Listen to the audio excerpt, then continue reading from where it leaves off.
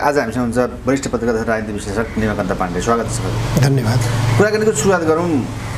आज डोनाल्ड लु आउँदै हुन्छ अमेरिकी विदेश मन्त्री, जसमा चर्चा रह्यो एमसिसीदेखि लिएर एसपीसम्म र एमसिसी कार्यान्वयन अथवा एसपीलाई लागू गर्ने भन्ने कुरा शङ्का छ, तर हो कि भन्ने कुरा पनि छ। उहाँ आएपछि नै एमसिसी पास भएको थियो। हजुरले कसरी विश्लेषण गर्नुहुन्छ यो कुरा र उहाँ आएको कुरालाई के हुँदैछ अब नेपालमा? डोनाल्ड लु एउटा छिमेकी मित्र राष्ट्रै भनौँ, अब दूरदराजका भए पनि हाम्रो जोसँग मित्रताको सम्बन्ध हुन्छ त्यो लगभग छिमेकीको सम्बन्धमा जोडिएको हुन्छ। टाढाकै भए पनि मित्र राष्ट्र हो। त्यो मित्र राष्ट्रको एउटा मन्त्री स्तरको व्यक्ति नेपालमा आउनु खासै ठुलो कुरो त होइन, सामान्य कुरा हो। कूटनीतिक सम्बन्धका कुराहरू हुन्छन्। तर डोनाल्ड लुको यस अघिको नेपाल आगमन अलि विवादास्पद बन्यो एमसिसी सम्झौताको प्रकरणमा, र त्यसपछि फर्किसकेपछि उहाँले नेकपा माओवादी केन्द्रका अध्यक्ष प्रचण्डलाई टेलिफोन गरेर एमसिसी सम्झौता पारित गरेनौ भने तिमीहरू चीनको प्रभावमा परेको हाम्रो बुझाइ हुनेछ भनेर अलिकति धम्कीयुक्त शैलीमा उहाँले फोन गरेको कुरा विशेष रूपमा चर्चित बन्यो। अध्यक्ष प्रचण्डबाटै यो कुरा सार्वजनिक भएको थियो त्यो बेला।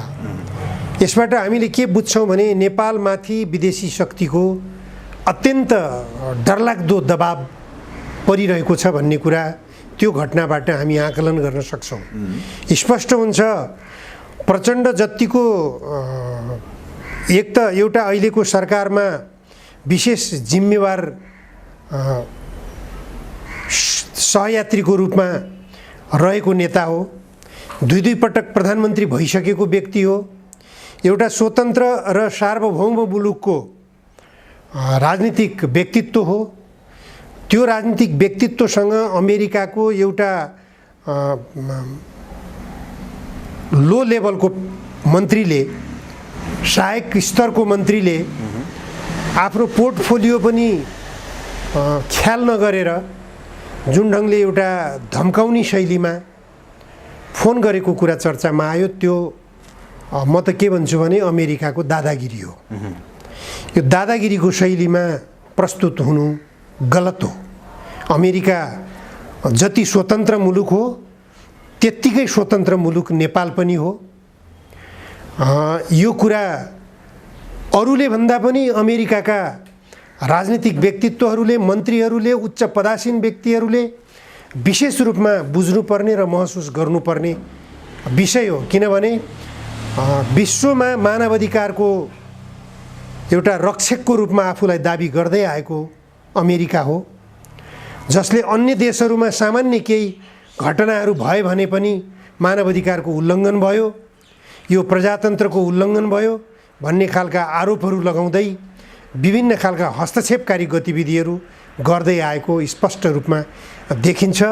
चाहे चीनको सन्दर्भमा भन्नुहोस्, चाहे इराकको सन्दर्भमा भन्नुहोस्, चाहे अफगानिस्तानको सन्दर्भमा भन्नुहोस्, चाहे पाकिस्तानको सन्दर्भमा, भारतको सन्दर्भमा, विभिन्न मुलुक अहिले अब तपाईँको रुस र युक्रेनको सन्दर्भमा जो द्वन्द्व बढिरहेछ, रुसमाथि त्यही किसिमको आरोप लगाइराखेको छ।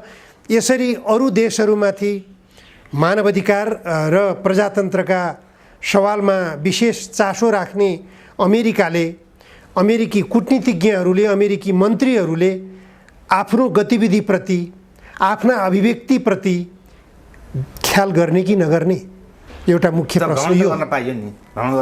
भ्रमणलाई निषेध गर्न सकिँदैन। भ्रमण त मैले भने नि, एउटा मित्र राष्ट्रको मन्त्रीले, मित्र राष्ट्रको कूटनीतिक व्यक्तिले नेपालमा भ्रमण गर्नु भने त राम्रो कुरो, खुसीको कुरो हो। उहाँहरूलाई स्वागत गर्नुपर्छ। तर उहाँहरूले नेपालको अहितमा हुने किसिमको कुनै पनि सम्झौता गराउनको निम्ति दबाब सिर्जना गर्नुहुन्छ भने त्यो दबाब कूटनीति विपरीत हुन्छ, राजनीति विपरीत हुन्छ र त्यो दादागिरी हो। त्यसो भए हजुरको भनाइअनुसार अमेरिकी विदेश मन्त्री डोनाल्ड लु आज आउँदै हुन्छ, उहाँको आउने कम्पनी दबाबपूर्ण हुँदैछ, त्यसो भए सम्भावना? दबाबपूर्ण नहोस्, मेरो अनुरोध त्यो हो। किनभने उहाँहरूले जसरी एमसिसी सम्झौता जबरजस्ती पारित गराउन खोज्नु भएको थियो, निर्बाध रूपमा एमसिसी सम्झौता पारित भएन। संशोधन गरेर पारित गरौँ, संशोधन गरेर पुनः सम्झौता गरौँ भन्दा उहाँहरूले मान्नु भएन। अमेरिकाले मानेन। सरकारले पत्राचार गर्यो संशोधन गरौँ भनेर, तर अमेरिकाले अस्वीकार गर्यो। एकपटक सम्झौता भइसकेकोलाई संशोधन गर्न सकिँदैन भनेर लिखितै जवाब दियो। तर त्यो लिखित जवाफमा अमेरिकाले जुन जुन सवालहरूमा एमसीसी सम्झौताका विभिन्न बुँदाहरूमा जो प्रश्न उठाएको थियो नेपाल सरकारले, ती प्रश्नहरूमा होइन भनेर प्रतिबद्धता जनाएको छ।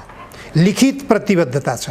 त्यही लिखित प्रतिबद्धतालाई समेटेर नेपाल सरकारले फेरि व्याख्यात्मक घोषणा भनेर प्रतिनिधि सभामा एमसीसी पारित गर्दाखेरि एमसीसी सँगसँगै व्याख्यात्मक घोषणालाई पनि 12 बुँदे घोषणाको रूपमा प्रस्तुत गरेर त्यसलाई पनि एमसीसीको एउटा पाटो भनेर पारित गरेको छ। बरु अहिले अमेरिकाका सहायक विदेश मन्त्री डोनाल्ड लु आउँदै हुनुहुन्छ। उहाँसँग नेपाल सरकारले प्रष्ट रूपमा भन्न सक्नु पर्दछ, हाम्रो संसदले, हाम्रो प्रतिनिधि सभाले व्याख्यात्मक टिप्पणीको रूपमा एमसीसी सम्झौतासँगै पारित गरेको जो 12 बुँदे टिप्पणी पत्र छ, त्यो टिप्पणी पत्रलाई पनि तपाईहरूले एमसीसीको अभिन्न अङ्गको रूपमा स्वीकार गर्नु पर्यो। यो सन्देश दिनु पर्यो। नेपाली जनतामा आक्रोश छ। अमेरिका जस्तो मित्र राष्ट्रप्रति नेपाली जनतामा आक्रोश पैदा हुनु, असन्तुष्टि पैदा हुनु, एउटा दुःखको भावना अभिव्यक्त भइरहनु, आक्रोश पैदा भइरहनु, यो राम्रो पक्ष होइन। अमेरिका जस्तो मित्र राष्ट्रप्रति नेपाली जनता मित्रभाव राख्न चाहन्छन्। त्यो मित्रभाव राख्नको निम्ति अमेरिकाले सदाशयपूर्वक नेपालको प्रतिनिधि सभामा एमसीसी सँगै पारित भएको 12 बुँदे व्याख्यात्मक टिप्पणीलाई सहर्ष स्वीकार गर्न जरुरी छ। तर यो एउटा एमसीसीको पास गर्ने समयमा प्रचण्डको एकदम महत्त्वपूर्ण कुराहरू आएका थिए। अन्तर्राष्ट्रिय कूटनीति जोगाउन र गठबन्धनको रक्षा गर्न यो अगाडि बढियो भन्नुभएको थियो। अहिले पनि त अन्तर्राष्ट्रिय कूटनीति जोगाउनलाई डोनाल्ड लुसँग राम्रै भएको छ हुनसक्छ नि प्रचण्डको, अथवा सेटिङ हुनसक्छ। त्यही मैले त्यही नै भने। प्रचण्डले त्यो यहाँबाट पछाडि हट्न सक्दैन नि। प्रचण्डले त्यो बेला पनि भन्नुभएको थियो र त्यो जब व्याख्यात्मक टिप्पणी भनेर जो 12 बुँदे गइसकेका छ, यदि त्यो 12 बुँदेमा लेखिएका बुँदाहरू, व्याख्यात्मक टिप्पणीका बुँदाहरूलाई अमेरिकाले स्वीकार गर्दैन भने हामी तुरुन्तै एमसीसी सम्झौता खारेज गरेको घोषणा गर्नेछौँ भनेर पनि त प्रचण्डले बोल्नुभएको थियो त्यो बेला। यो कुरो पनि हामीले बिर्सिनु हुँदैन। त्यो कुरो प्रचण्डले त्यत्तिकै बोल्नु भएको थिएन। प्रतिनिधि सभाले पनि त्यो कुरोलाई स्वीकार गरेको कुरा थियो। स्वयं प्रधानमन्त्रीले पनि स्वीकार गरेको कुरा थियो। त्यसकारण अमेरिकाको दबाबमा नेपालका राजनीतिक दलका नेताहरू, नेपाल सरकार जबरजस्तीपूर्वक चाहिँ पर्न हुँदैन। जबरजस्तीपूर्वक दबाब हो भने त्यस्तो खालको दबाबलाई नाङ्गे झार पनि पार्नुपर्छ, किनभने त्यो दादागिरी स्वीकार गर्न हुँदैन। त्यत्तिकै त डोनाल्ड आएको छैन नि अहिले यो समयमा। होला, डोनाल्ड आउनु अब चीनका पनि त अब के अन्तर्राष्ट्रिय सम्बन्ध हेर्ने चिनिया कम्युनिस्ट पार्टीका नेता आउनुभयो, प्रवक्ता नै आउनुभयो। उहाँ आएर राम्रो भेटघाट गर्नुभयो, राम्रो आतिथ्य लिनुभयो, तर उहाँ विवादित भएर जानु भएन। उहाँले कतै कुनै पनि नेतालाई कुनै पनि विषयमा दबाब दिएको कुरो सुनिएन। उहाँले एमसीसी सम्झौता किन गर्यो भनेर पनि कसैलाई सोध्नु भएको छैन। एसपीपी बारेमा पनि उहाँले कुनै किसिमको चासो राख्नु भएको छैन। नेपालको लागि के हितकर हुन्छ त्यो हितकर हुने काम तपाईँहरू गर्न स्वतन्त्र हुनुहुन्छ। यही हो उहाँको जवाब। शान्त कूटनीति मैले धेरै पटक भन्दै आएको छु। एसपीपी पास गराउने कुराको इनकेस फिर्ता गर्नुपर्छ यसको बारेमा भनेर चाहिँ भीमरावले रोस्टम घेराउ गर्न एक मात्र सांसद अगाडि बढेका थिए। यो कुरामा भीमरावको कुरा त छँदैछ, तर सरकारले पत्र त्यसै पठाउन नसक्ने अवस्था आइसक्यो नि त, होइन? नसक्ने अवस्था आएको त मान्न सक्दैन म। सम्भावना अझै पनि हुनसक्छ। पठाउनु पर्छ, सरकारले पत्र पठाउनु पर्छ। जब क्याबिनेटले निर्णय गरिसकेका छ एसपीपीमा समावेश नहुने, अमेरिकाले एसपीपी सम्झौता गर्नु पर्दैन, एमसीसी लागू भइसकेको छ भनेर भनेको छ। एसपीपी लागू भइसकेको छ भनेर भनेको छ। यहाँ सम्झौता गरिँदैन मात्रै होइन, एसपीपीमा नेपाल समावेश हुन सक्दैन, समावेश हुँदैन भनेर क्याबिनेट स्तरको मन्त्री परिषदले निर्णय गरिसक्यो। मन्त्री परिषदको बैठकले जब निर्णय गरिसकेपछि नेपाल सरकारले यस्तो निर्णय गर्यो, त्यसकारण एसपीपीमा नेपाल आबद्ध हुन सक्दैन भन्ने जवाफ दिन केले छेक्या छ सरकारलाई? त्यसमा पनि गृहमन्त्रीले पत्राचार भइसक्यो भन्नुभएको छ, परराष्ट्र मन्त्रालयले पत्राचार भएको छैन भनेर अर्को फेरि पोल खोलिरहेछ। यो पोल खोलाखोल के हो? यो नेपाल सरकारले स्पष्ट रूपमा सरकारको अवधारणा के हो भन्ने कुरो सार्वजनिक गर्न जरुरी छ। सरकारले यदि निर्णय गरेको हो भने पत्राचार गर्नुपर्छ। के पत्राचार गरियो, पत्राचार गरिएको छ भने त्यो पत्राचार नेपाली जनतालाई देखाउनुपर्छ, त्यो पत्र सार्वजनिक गरिनुपर्छ। त्यो सँगसँगै अलिकति रहस्यपूर्ण कुरा आएको छ। अस्ट्रेलिया भएको इन्डो पेसिफिक कार्यक्रममा प्रधान श्रीमती प्रज्ञा शर्मा अहिले उहाँ जाँदै भएको छ, जसमा अहिले एमालेका सांसदहरूले विरोध पनि गर्दैछन्। यो किन कार्यक्रममा सबै हुन थालिसके त सेनापति? अब यदि कुरा गरे पनि त्यो स्टेप अगाडि बढ्न थालिसकेको हो त? नेपाली सेनाले स्पष्ट रूपमा के छ भने नेपाल सरकारले अराए खटाएको काम गर्ने हो। नेपाल सरकारले अराए खटाएको काम अन्तर्गत पर्यो कि परेन, यो अस्ट्रेलियाको भिजिट मुख्य कुरा त्यो। सरकार मातहतको हो म भन्ने कुरो नेपाली सेनाले पटक पटक भन्दै आएको छ। संविधानले पनि नेपाली सेनालाई सरकारको मातहतमा राखेको छ। सरकारको अनुमति हो भने त्यही अनुसारको आफ्नो अभिव्यक्ति दिन सक्नुपर्छ प्रधान सेनापतिले। उहाँ अमेरिका भ्रमण गरेर पनि आउनुभयो।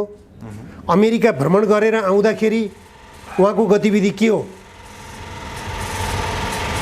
उहाँले के गरेर आउनुभयो अमेरिका? अमेरिकामा पुगेर के कुराहरू भए? कस्ता खालका सम्झौताहरूमा उहाँले दस्तखत गर्नुभयो अथवा कुनै सम्झौतामा दस्तखत गर्नुभएको छैन? यो कुरा उहाँले स्पष्ट गर्नुपर्छ। पारदर्शिता छैन किन हो? यही नै सबभन्दा दुःखद पक्ष हो। सूचनाको हक नेपाली जनतालाई छ, संविधानले भनेको छ। त त्यो संविधानको पालना नेपाली सेनाका प्रधान सेनापतिले गर्नुपर्ने हो कि होइन? नेपाल सरकारका प्रधानमन्त्रीले गर्नुपर्ने हो कि होइन? एमसीसी सम्झौताकै सन्दर्भमा तपाईँले बेलायतमा गएको बेलामा प्रधानमन्त्रीले प्रचण्ड र प्रधानमन्त्रीले दस्तखत गरेको पत्र अमेरिकी राष्ट्रपतिलाई बुझाइएको कुरा सार्वजनिक गर्नुभएको छ। एकातिर आइपिएसको कार्यक्रममा कहिले पनि सहभागी नहुने भन्ने सरकारको निर्णय हुँदाहुँदै अहिले सेनापति उहाँ हुने सरकारको दोहोरो नीति हो त भन्ने एमालेका सांसदले प्रश्न उठाए। यही कुरा वर्षमुले छ। स्वाभाविक हो, यो कुराको जवाब दिनुपर्छ सरकारले। यो सरकारले किन उल्टो काम मान्छेलाई झुक्याएर जसरी पनि दबाब पूर्ण गर्न खोज्दैछ नेपाल सरकारले नि?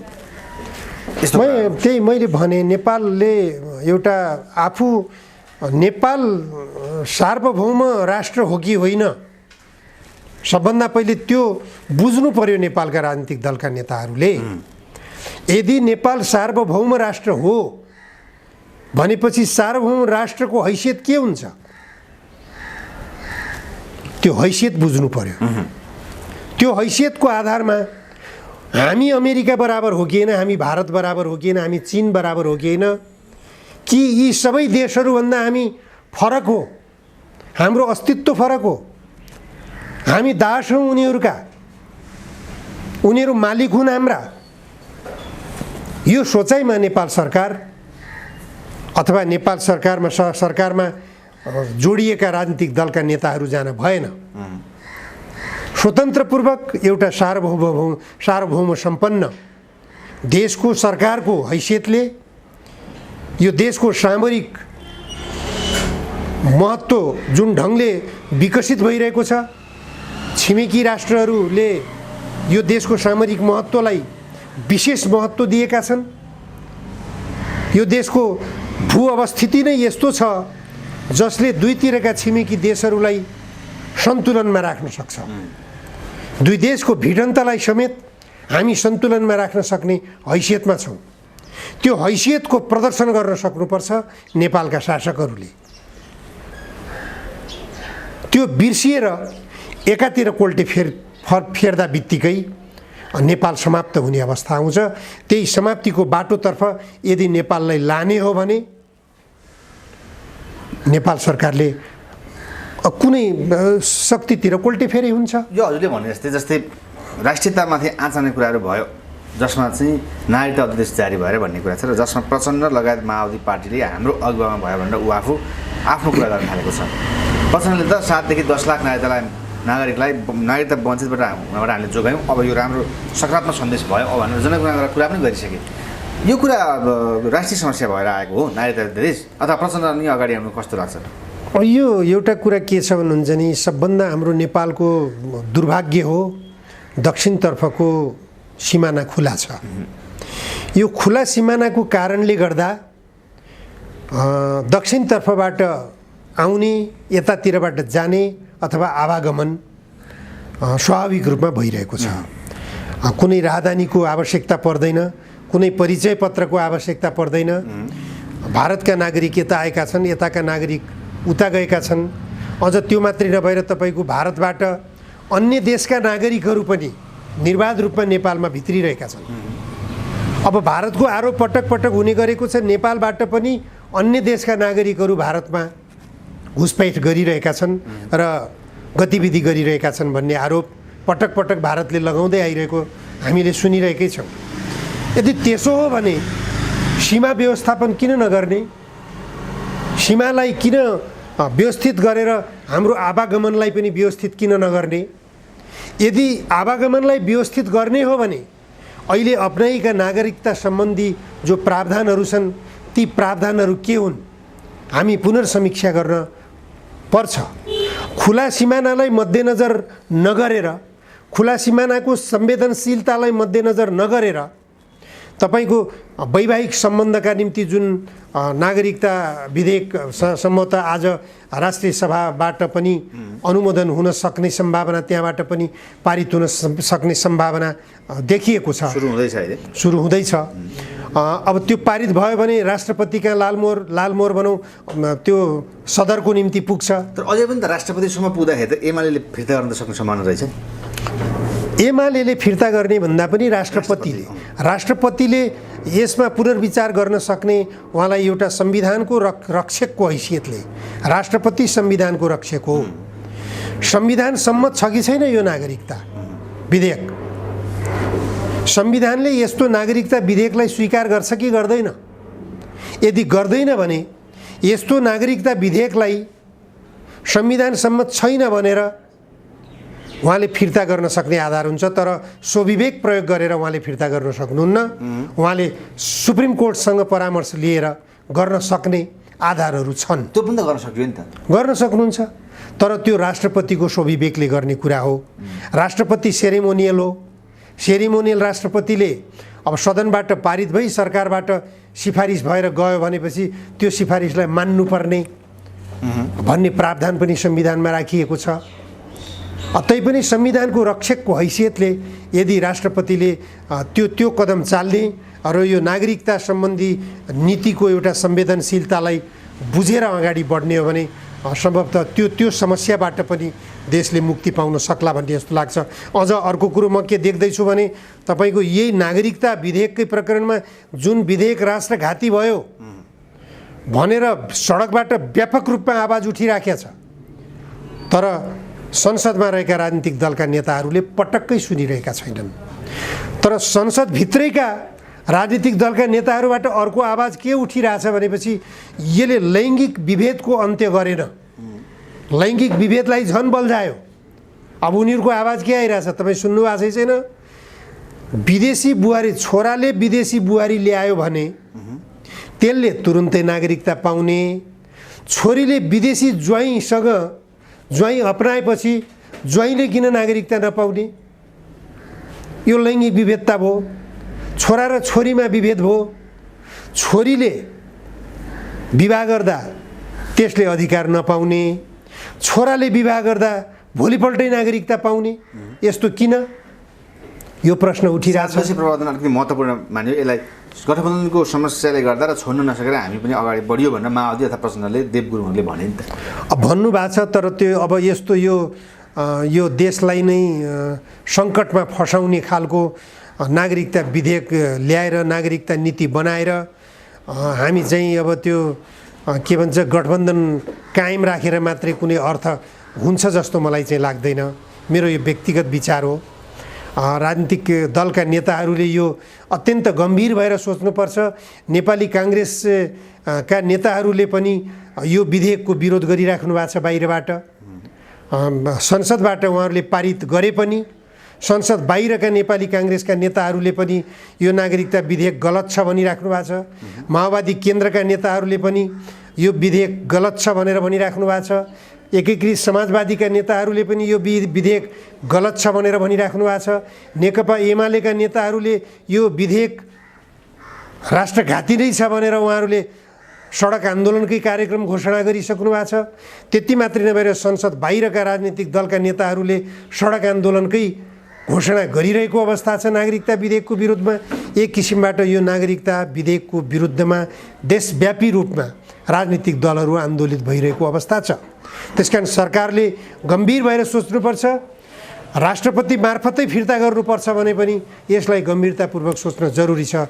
यदि यस्तो विधेयक पारित गरियो भने विवाह भएकै भोलिपल्ट जब बुहारीले नागरिकता पाउँछिन् ज्वाइँले किन नपाउने भनेर आवाज उठ्नु स्वाभाविक हुन्छ। त्यो परिस्थितिमा ज्वाइँले पनि नागरिकता पाउने प्रावधान नेपालका राजनीतिक दलका नेताहरूले दिन त्यो समेट्न सक्छन् कि सक्दैनन्, त्यो विधेयक फेरि लागू गर्न सक्छन् कि सक्दैनन्, त्यो गम्भीर चुनौती फेरि पनि भोलि आउनेवाला छ भन्ने कुरामा आजै सचेत बन्न जरुरी छ। त्यसो भएदेखि अब अहिलेको लुको भ्रमण अनि अमेरिकासँग सम्बन्धित कुरा, अब फेरि प्रचण्ड जापान जाने कुरा, प्रचण्ड फेरि भारतबाट भर्खर आउनुभएको कुरा, यही कुराले गर्दा अलिक बढी चासो लाग्यो। नेपाल कस्तो असर रहेछ विभिन्न बाहिर देशहरूको प्रभावमा?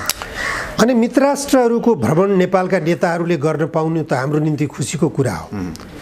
तर नेपालको हितको निम्ति टाउको उठाएर जान सक्नु पर्यो। नेपालका नेताहरू विदेशतिर भ्रमणमा जाँदा, भारतमा जाँदा अलि शिर ठाडो पारेर फर्किने हुनु पर्यो। भारतका प्रधानमन्त्रीले भेटै नदिने, जापान गएपछि जापानका प्रधानमन्त्रीले भेटै नदिने, चीनमा गएपछि चीनका राष्ट्रपतिले भेटै नदिने, त्यस्तो हो भने किन जान परिरहेछ त्यहाँ भ्रमणमा? जापान जाँदै हुन्छ प्रचण्डजी फेरि? त्यही त म भन्दैछु। जापानमा गएर जापानमा ल्याउनु पर्यो, नेपालको हितका निम्ति केही ल्याउनु पर्यो, नेपालको हितमा केही उठाउनु पर्यो कुरा। छिमेकी देशहरू बिचमा जो द्वन्द्व बढिरहेछ, जापानमा अस्ति भर्खर क्वाड सम्मेलन भएको छ, अमेरिका, जापान, भारत र अस्ट्रेलियाका राष्ट्राध्यक्षहरू, सरकार प्रमुखहरू जमघट भए, 4 राष्ट्रका। उनीहरूको निर्णय के भयो? चीनलाई घेराबन्दी गर्ने भनेर निर्णय गरेका छन्। त्यसले शान्तिको सन्देश दिन्छ कि दिन्न?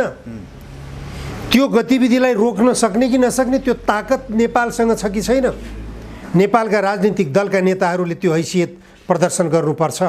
अझ म त के भन्छु भने कमरेड प्रचण्डले हिजो युद्धमा रहँदा जुन कम्पोसा निर्माण गर्नुभएको थियो क्षेत्रीय सङ्गठन, त्यो क्षेत्रीय सङ्गठन जुन कन्सेप्टबाट एउटा आन्दोलनकारी कम्युनिस्टहरूको सङ्गठन निर्माण गर्ने भनेर, एउटा क्रान्तिकारी कम्युनिस्टहरूको सङ्गठन निर्माण गर्ने भनेर उहाँले जुन दूरगामी दृष्टिकोण बनाउनु भएको थियो, अहिले संसदभित्र रहेका अल्पविकसित राष्ट्रका मुलुकहरूलाई समेटेर शान्तिको सन्देश दिन सक्नुपर्छ प्रचण्डले।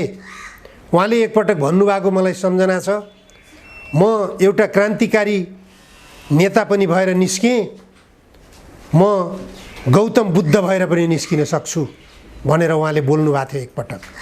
गौतम बुद्धको जस्तै शान्तिको सन्देश नेपाली धरतीबाट दिन सक्नुपर्छ। त्यही जापानमा पुगेर 4वटा राष्ट्रहरूले चीनलाई घेराबन्दी गर्ने सन्देश दिएका थिए। त्यही जापानमा पुगेर कमरेड प्रचण्डले नयाँ सन्देश दिन सक्नुहुन्छ? यदि सक्नुभयो भनेदेखि त ठुलो उपलब्धि भयो भन्ने ठानौला। होइन, फेरि पनि नेपाललाई लज्जाबोध हुने गरिकनै उहाँहरू फर्किनुभयो भने त्यसको टीका टिप्पणी फेरि पनि नकारात्मक गर्नेछन्। आलोचकहरूले नकारात्मक टिप्पणी गर्ने बाटो सकेसम्म नेताहरूले नदिए हुन्थ्यो भन्ने लाग्छ मलाई त।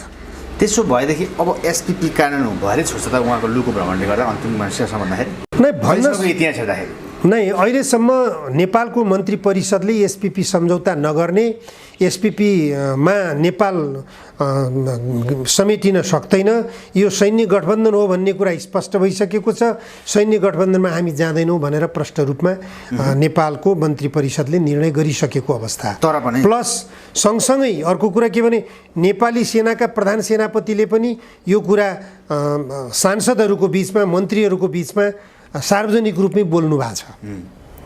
सैन्य गठबन्धनमा नेपाली सेना जान सक्दैन भनेर भनिसक्नु भएको छ।